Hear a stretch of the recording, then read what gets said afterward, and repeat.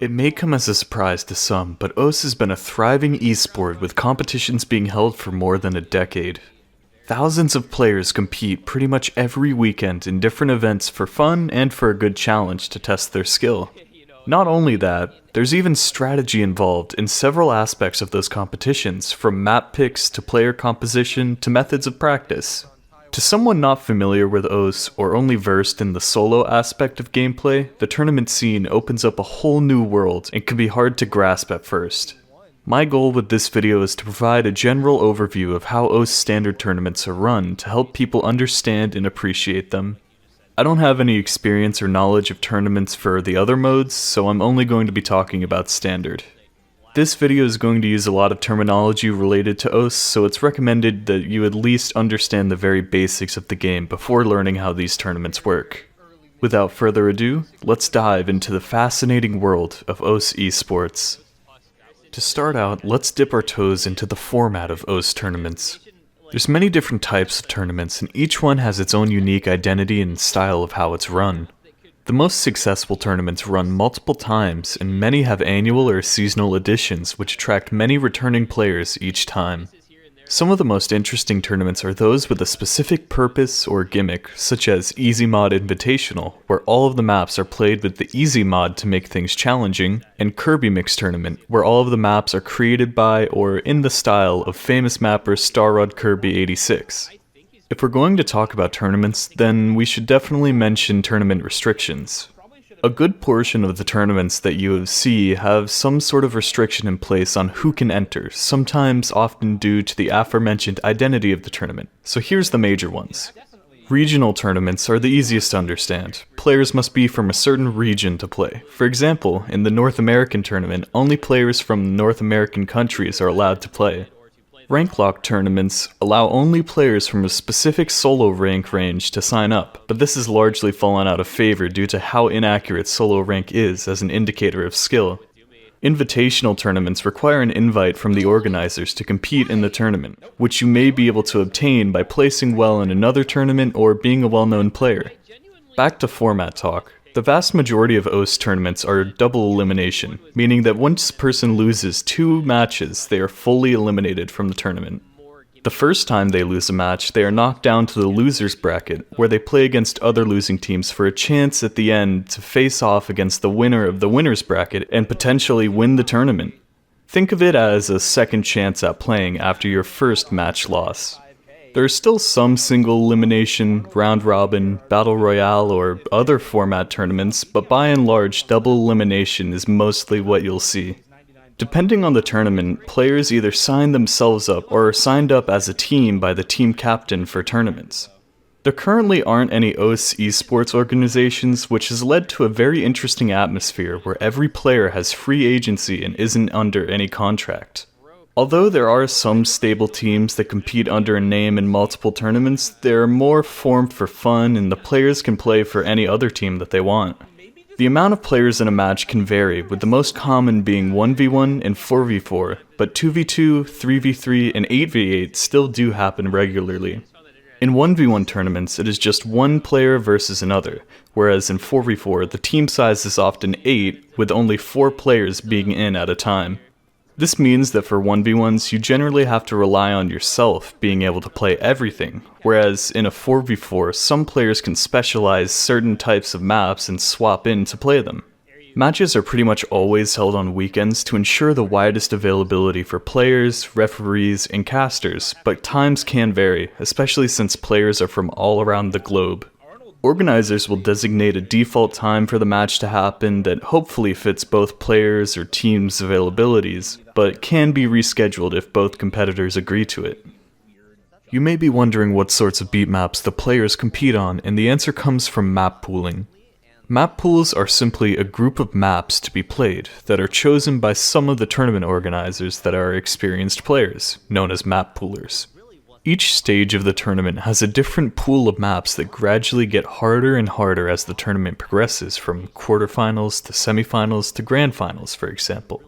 The map poolers will select maps that test a wide variety of skills such as aim, stamina, speed, reading, accuracy, and precision with different mod combinations. The no mod, hidden, Hard Rock, and Double Time groups are all played with only the mod combination that the name describes and nothing else, whereas the free mod and tiebreaker groups allow competitors to select which mods they would like to play with. Free mod maps are almost always considered forced mod as well, meaning in 1v1s the players must use at least one mod, and in 4v4s there must be at least 2 players with at least one mod on each team. Map pools are released the week before matches are going to occur to give the players time to look at and practice the maps. I'll take this opportunity to mention that some players don't look at the pools beforehand if they're confident enough in their sight reading ability, but it is extremely risky, so only players looking for a serious challenge do this. Since map pools are meant to test many different skills, it's common to see each map in a mod grouping test a different skill. For example, you may see in the no-mod group a map with death streams, a very technical slider-heavy map, and a high note density reading map due to this need for skill diversity. Often the more simple rhythm and normal aim maps are called consistency picks by players due to their relatively low difficulty, seemingly depending on a player's consistency. It's important that players practice every map in a pool since they never know what their opponent will end up choosing to play against them. This leads us perfectly into the structure of an OS match. Leading up to the scheduled match start time, referees send invites out to players who will compete to a multiplayer lobby set up according to the tournament rules. The referee is there to coordinate the match and deal with any issues happening between teams to make sure that everything goes smoothly. When the players or teams are ready, they roll a random number generator to determine pick order, with the person who rolled the higher number deciding which order to go. Each team gets to ban 2 maps from the pool that they don't want to play, and then the picking of maps to play begins, so pick order is an important factor in the match start. The picks and bans alternate between teams too, so if you pick first, then second pick will go to your opponent, and third will be back to you. Picks and bans are very important if you like winning, because even the best players will find a few maps in a pool that they're not so confident on or that they don't like. Bans offer that limited opportunity to guarantee you don't have to play a map, but picking and counterpicking is just as useful.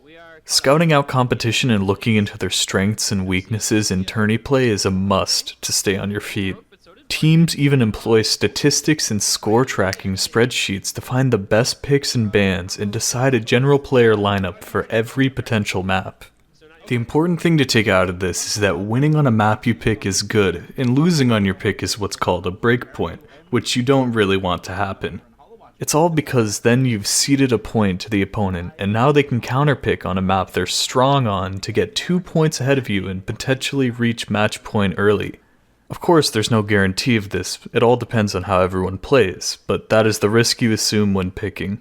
The 2 pick orders are first ban, second pick, or second ban, first pick, and each order has some advantages and disadvantages that are situational depending on the strategy. If you want to ban a map that would be extremely close and could go either way, then you'll want to have first ban to get those more decisive wins. But if you want to go see what the other team bans and find out what they're strong on and capitalize on that, you may want second ban. Bans and picks are often given a limit of 1 or 2 minutes to allow players to think through their strategy and teams to discuss what lineup they'll be using for each map. When everyone is ready or the timer runs out, the map finally begins. Now we must go into detail about the scoring metric that determines who wins a map. Score v2 is a universally accepted metric created a couple years back by OS staff to better represent skillful tournament play. The score that anyone who's played solo is familiar with was scrapped since it gave a massive advantage to players who kept marginally larger combo than the opponent, and was practically just a battle of combo. To ease this, Score v2 has a soft score cap of 1 million, which is spread out so 30% of the score is based on the accuracy and 70% of the score is based on the combo of the play. Spinners add a couple of thousand score to this past 1 million, which is why I called it a soft cap. And mods have set multipliers that modify score, like Double Time's 1.2 times multiplier, which sets the cap to 1.2 million. Mod multipliers for Score v2 are adjusted from Score v1 to be more fair for tournament play especially, with Hard Rock now being weighted higher than Hidden. On the live streams of matches, you may overhear commentators talking about advantages, which ties directly into how Score v2 works. Since both combo and accuracy are the components of a score in a tournament, leads in either of those can start to sway the score in a certain direction. If someone has much higher combo than the opponent, they have a combo advantage, and if someone has much higher accuracy than the opponent, they have an accuracy advantage. In team tournaments, the score of all the players is added together, so this talk of advantages also applies to whole teams, but it takes some experience to know who has an advantage since there's so many people playing. Another thing to mention is that tournaments are far different from solo. The need to perform on demand and nerves are massive hurdles for players to overcome, especially when you have an audience of thousands watching live. Even the best of the best are affected by these, so scores may not be what you expect since you only have one shot at playing a map in a match, compared to as many retries as you'd like in solo. The player or team with the highest score on a map wins a point, and then the next map is picked, unless they're going to tiebreaker or have won the match. To win a match, they must reach a set number of points, which depends on what tournament they're playing in and what stage the match is in. For example, a round of 16 match early in the tournament may only require 5 points for a win, where the semifinals may have opponents compete to 6, and finals could even go to 7 points to win. Stating the obvious, when a team is 1 point away from victory, that's called match point, and when both teams are 1 point away from winning, then the match goes to tiebreaker. Matches are where all the action happens in tournaments, and to get a feel, I definitely recommend watching some VODs of past tourneys. They're quite enjoyable. Since we discussed double elimination all the way back when we were talking about format, the next step after winning or losing is to move on in the bracket.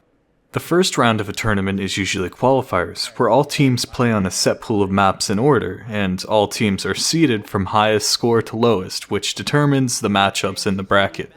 The teams face off each stage, and just like we said before, if you lose once, you'll be knocked down to the loser's bracket, where if you lose once more, you are eliminated. Remember when I mentioned you can still win even if you're in the loser's bracket? That's because when the finals are progressing, the winner of the whole winner's bracket will run out of opponents up there since they knocked everyone who was left to the loser's bracket. The same thing will happen in the loser's bracket too. The winner of the loser's bracket will run out of opponents since they eliminated everyone else.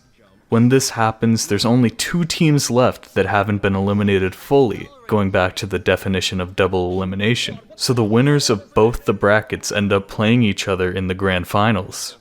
The winner's bracket team needs to be defeated twice to be taken out, and the loser's bracket team only has 1 defeat standing between them and elimination. Whoever ends up eliminating the other team has won the tournament. Hopefully this helped paint a better picture of the double elimination scheme and how it plays into these matches. What would a victory be without some prizes to come with it? For many tournaments recognized as official by OS staff, one of the most sought after prizes is handed out to those who have emerged victorious, the Profile Badge. A Profile Badge is a, badge on your OS profile that shows off a major achievement, and they're not limited to tournaments, but that's where most players earn theirs. Some players who have cemented themselves among the best tournament players have quite a collection to boast as well. Tournament badges are usually given to first place finishes, but as of recording this, 2 tournaments are significant and challenging enough to give out a badge for their first, second, and third place finishers. The OS World Cup and Corsairs. Another tier of prize is the monetary variety that comes in the form of straight prize money, which is much preferred, or an amount of OS supporter, which is also nice and welcome. When prize money is involved in a 1v1, the money obviously gets split up between the top finishers and given in whole, but in team tournaments it's split up between the finishers and then usually divided evenly between the team members. The last sort of prize I want to talk about is physical prizes, such as peripherals, merchandise like hoodies, mugs, or tablet covers, and trophies or medals that are given out to the podium positions. These are very sought after as well, especially when a nice keyboard or mouse is up for grabs, but I'd have to say the physical trophy seems like quite the memento for a tournament victory. There are other prizes that are common, such as an invitation to another tournament or a profile banner, but everything is largely dependent on what the tournament organizers pull together. We've gone over all the basics and even went pretty in depth on some topics. Of course, most of this is based on how tournaments are currently structured in the year 2020, so it could be subject to change, but that's unlikely. Many new players have trouble getting into this sort of thing, but it's the biggest part of competitive OS, and it's the best alternative to engaging in or watching solo play. Hopefully now you have a better understanding of how OS tournaments work, if you didn't before, and can much better follow what's going on when you're watching one.